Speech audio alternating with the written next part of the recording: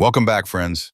Today we're diving into something that seems small but can actually make a huge difference for your brain, especially if you're over 60.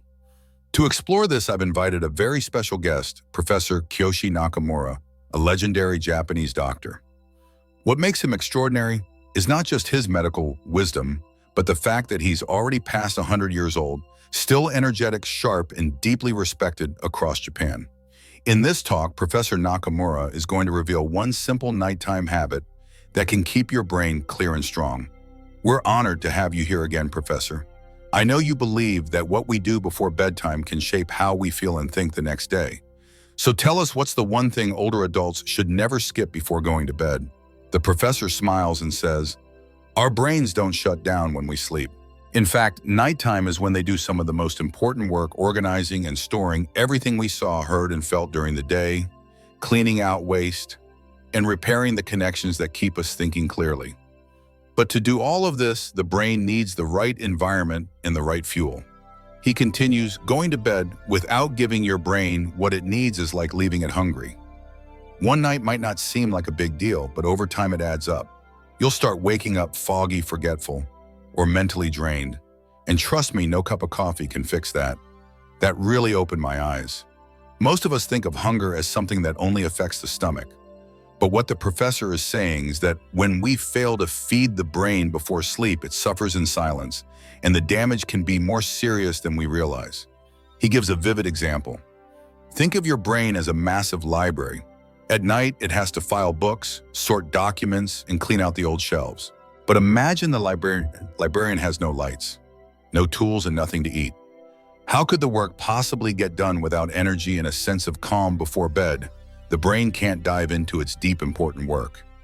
Instead, it slips into survival mode, doing just enough to get through the night. To make his point even clearer, Professor Nakamura shares a real case. One of his patients, Mr. Tanaka, was 74 and had spent his life as a school principal, a brilliant, disciplined man. But he came in complaining that he was becoming forgetful. Not full-blown dementia, but little things: misplacing his keys, forgetting names, walking into a room, and then blanking out on why he went there. And surprisingly, much of this traced back to a simple nighttime habit he had overlooked. When I asked Mr. Tanaka about his daily routine, he explained that he had cut off all eating after 6 p.m., following some diet advice he'd come across. What he didn't realize was that at his age, his brain was going through an extended fast every single night, left without the energy it needed to keep working while he slept. No protein, no calming nutrients, nothing to support his nervous system. Just long hours of sleep mixed with stress. So I suggested something very simple. Before bed, try sipping on a warm tofu broth, do a gentle stretch, and take a few deep, slow breaths. Within weeks, the results were remarkable. His mornings felt clearer, his memory sharpened, his focus returned. Even his wife commented that he seemed more present, more engaged, more connected to the world around him. That's exactly what I mean by starving the brain. It's not about whether your stomach feels empty. It's about leaving your brain and nervous system without the fuel and calm they crave at night. They're hungry for balance, for peace, for strength. So when we talk about a nighttime habit, it's not simply grabbing a snack before bed. It's about sending a powerful signal to your brain. You're safe now. It's time to rest. It's time to heal. Think of it like dimming the lights after a concert. It's a way of telling your brain, the show is over. Now it's time to clean up and recharge. But what happens if that signal never comes? Your brain stays on alert, as if danger could appear at any moment. Instead of pouring its energy into repair and renewal, it conserves just enough to make it through the night. In Japan, we have a saying, "What you eat at night is more than food, it's a message." And the entire bedtime routine is part of that message. Soft lighting, unhurried movements, deep breathing, gentle rhythms. These are cues the brain understands. They speak directly to the part that governs memory, emotions, and survival. Without them, the brain stays on edge. That's why so many people wake up at 2 or 3 in the morning, restless, drained, and confused. And modern science confirms it. Research shows that simple calming practices before sleep can lower stress hormones like cortisol, steady the heart's rhythm, and activate the parasympathetic nervous system, the part that tells the body it's safe to relax. All of this gives your brain the chance to store memories and repair itself through the night. And that's critical, especially in the West, where so many older adults are told to avoid eating before bed altogether. The truth is, it's not about whether you eat, it's about what you eat. After 60, the brain needs more careful support. Circulation slows, hormones shift, and the body begins breaking down its own tissue for energy much faster during long fasts, including, unfortunately, brain tissue. So if you go to bed on an empty stomach, your brain gets the wrong message. We don't have enough fuel. And instead of restoring itself or organizing memories, it shifts into survival mode. Over time, skipping this kind of care night after night slowly erodes your mental sharpness. It doesn't hit you all at once. Instead, it creeps in little by little until feeling foggy, distracted, and drained becomes your new normal. So that raises the big question: what kinds of foods should someone over 60 eat before bed to truly support their brain? And is this ritual only about food? Or is there more to a real Japanese-style bedtime routine one that nourishes not just the body, but the heart and spirit too? The professor explains, you want to give the brain light protein, calming minerals, and gentle energy that's easy to digest. In Japan, many older adults enjoy a small bowl of warm miso soup with soft tofu. The miso supports digestion, while the tofu provides clean protein that feeds the brain. And the warmth itself calms the nervous system, signaling safety. Another excellent option is a soft-boiled egg paired with lightly steamed greens or a small piece of white fish simmered with ginger. The key is that these foods are never heavy or cold. They're light, clean, and soothing, the perfect way to tell your body and mind that the day is done. It's time to let go and prepare for rest. What you want to avoid at night are things like refined sugar, icy foods, or anything heavily processed. These confuse the body's spike stress and disrupt the natural sleep rhythm. That explanation made me pause. Most older adults probably never consider that their bedtime snack, or lack of it, could play such a big role in memory, clarity, and energy. And yet the professor reminds us food is only part of the picture. In Japan, we have a principle called Shin Shin Ichinyo, which means the body and mind are one. Our nighttime routine doesn't stop in the kitchen. We try to create an atmosphere of peace throughout the home.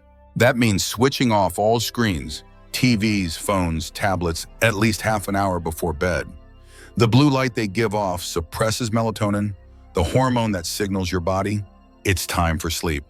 It tricks the brain into thinking it's still daylight. Instead, we might light a soft candle crack, open a window for fresh air, or slow things down with quiet activities. Reading from a real paper book, something gentle like poetry or spiritual writing, can ease the mind toward rest. And of course, breathing is an essential part of this. The professor smiles. Yes, we practice a very simple form of deep breathing. You breathe slowly into your belly, and then exhale even more slowly than you inhaled. Just 5 minutes of this tells your body to let go. It lowers stress hormones, steadies the heartbeat, and whispers to the brain, it's time to sleep. Pair that with a cup of warm herbal tea or a quick gratitude list before bed, and you create a sensory ritual of calm. A gentle sequence that guides the brain naturally into sleep mode, where it can repair, clean, and recharge itself. I love that idea, I reply. And honestly, who wouldn't? It feels less like a medical prescription and more like a gift you give yourself every night. A gratitude list. Such a simple idea, yet the impact is profound. Gratitude may be a small word, but it carries enormous weight. Research shows that people who practice gratitude regularly sleep more soundly, experience less anxiety and depression, and even sharpen their memory. It's almost like saying thank you to the day gives your brain permission to finally let go and rest. And this isn't just an old cultural belief, science confirms it. One study published in Applied Psychology, Health and Well-Being discovered that participants who wrote down just 3 things they were thankful for before bed not only fell asleep faster, but also slept longer and woke up more refreshed. Another study out of UC Davis found that a consistent gratitude practice didn't just improve sleep, it lowered blood pressure and even strengthened the immune system.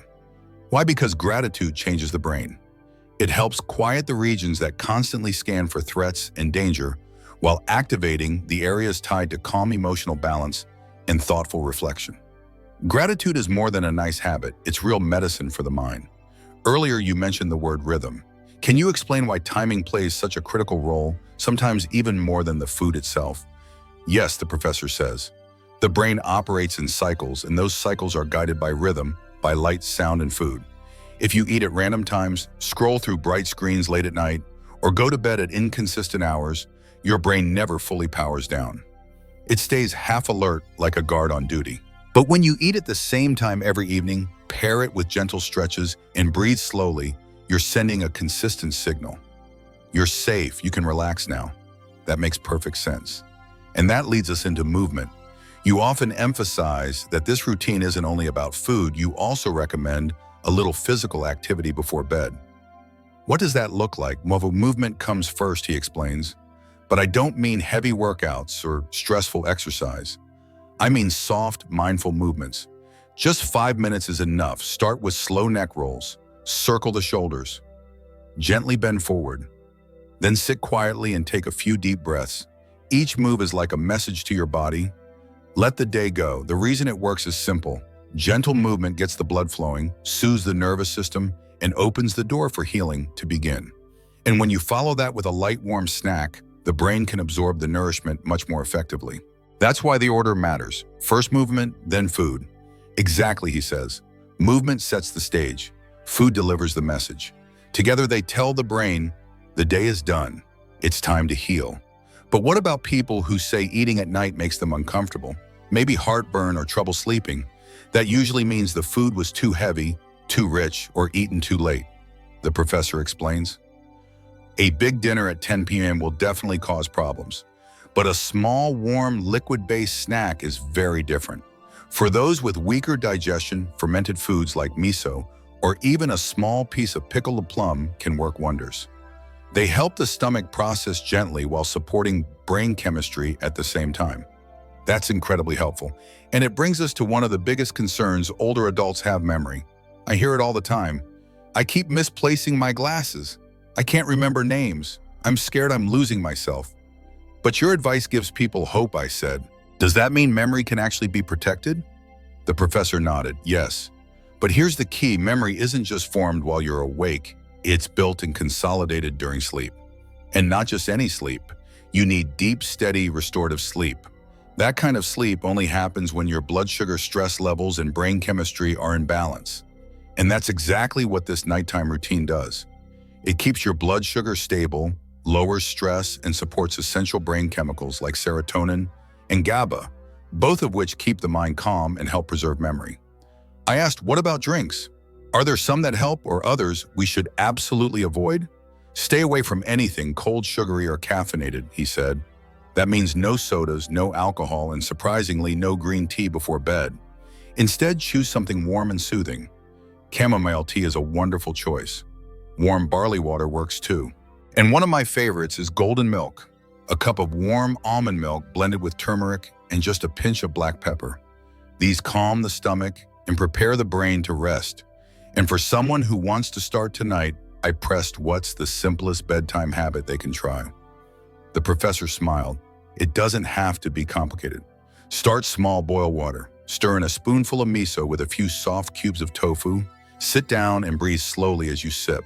Then spend just 5 minutes stretching. Roll your shoulders. Let your head drop gently forward. Reach down and touch your toes. As you move, whisper to yourself, I prepare my mind for peace. Finally, write down 3 things you're thankful for. They don't need to be big, maybe a warm pair of socks, a kind smile you received, or the joy of a good book. This little practice closes your day with peace and gently guides your brain to save the right memories. It's like saying to your mind, I choose to rest in comfort, not in stress. That's so beautiful, I said, and so simple. Most health advice feels overwhelming, but this feels soft, gentle, like a gift you give yourself at the end of the day. The professor nodded. That's exactly the point. Aging well isn't about pushing harder. It's about rhythm, consistency, and kindness toward yourself.